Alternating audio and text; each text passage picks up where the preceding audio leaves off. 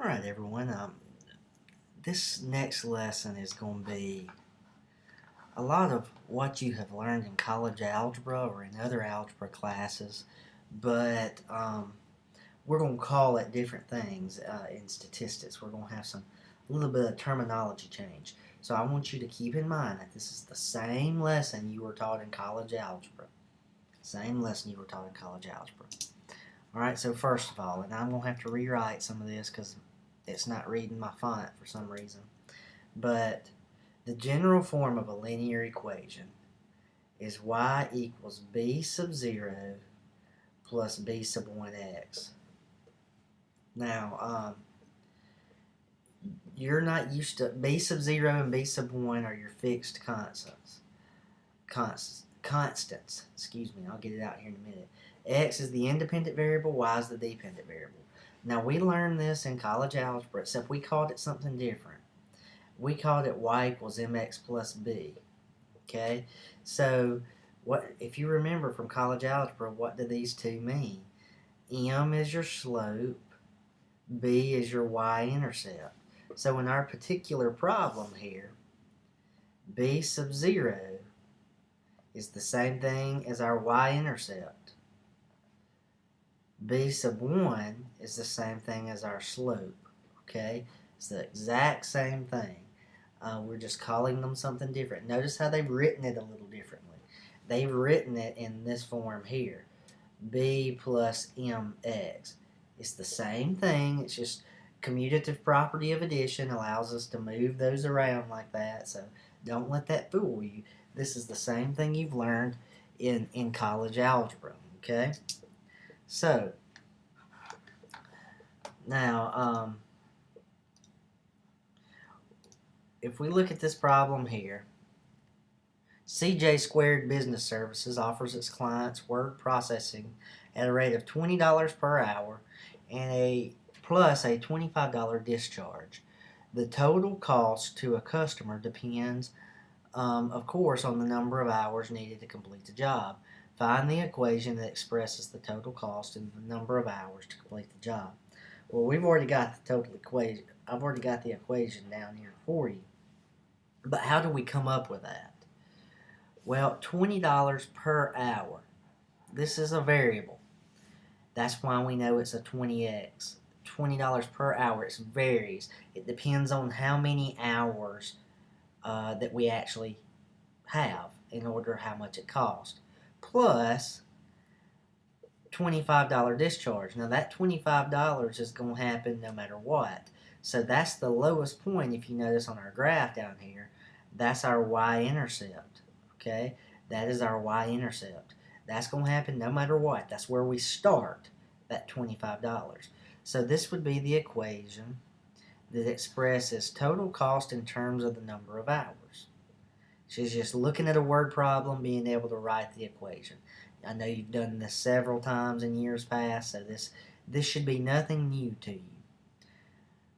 Okay? So, and I've already stated this, but we'll rehash it again for review. Y equals b sub 0 plus b1x. B sub 0 is the y-intercept, the point where the graph crosses the y-axis. B sub 1 is the slope. It measures the steepness of the line or how much y changes when x changes. If you remember, we described slope as a lot of things in college algebra.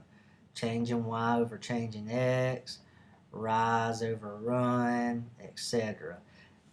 The change in y over the change in x. So, in our previous example, we had 25 plus 20x. Here's what we're going to use with statistics. There's a lot of interpretation of data in statistics. So I want to interpret what this equation means. Interpret what it means. So in terms of the graph of the equation and in terms of the processing costs. So if we're looking at our equation here, in terms of in terms of the graph, what is 25?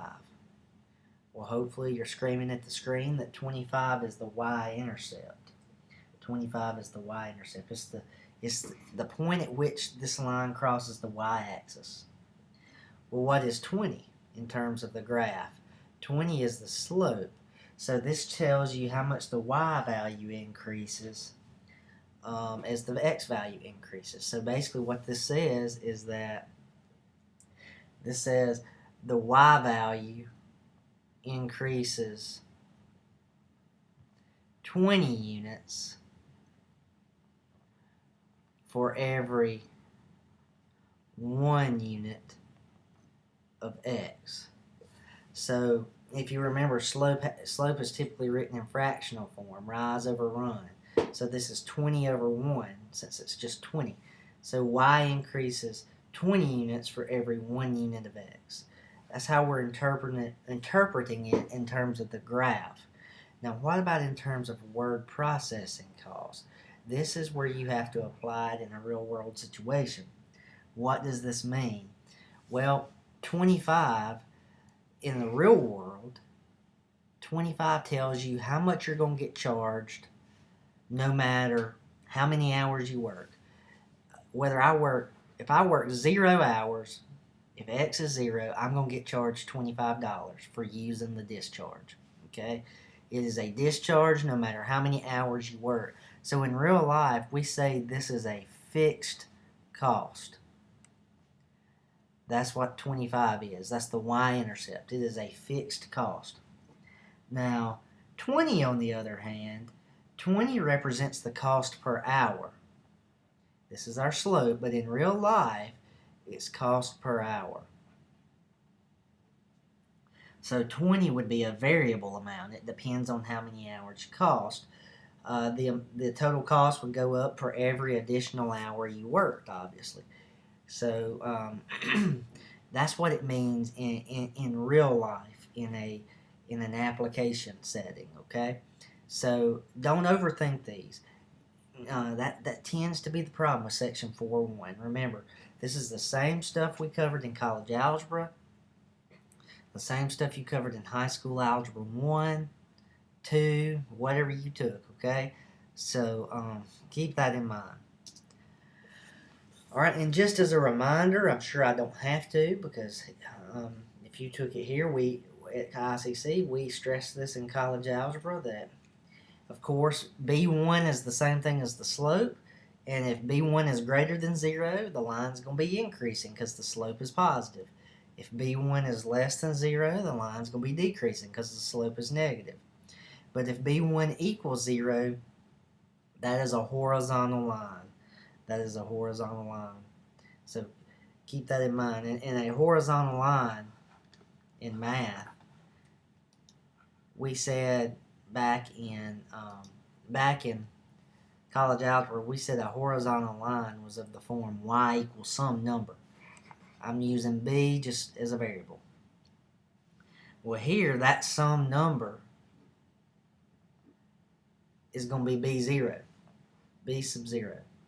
So y equals b sub 0 would be the equation if b1 equals 0. Hopefully that makes sense to you. Since 0 times x would be 0, so this would be y equals b0 as the equation of the horizontal line. Alright, so section 4.1 is pretty short.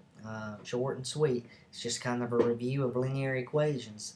The next section, you're going to need your graphing calculator, so because it's very much calculator based. So you're going to need a graphing calculator or some type of statistics calculator. All the instructions I will give you will be based on a TI 83 or 84 graphing calculator. If you have another one, you'll want to read your instruction manual so that you can figure out how to do what I'm showing them here. Okay, so see you in a little while.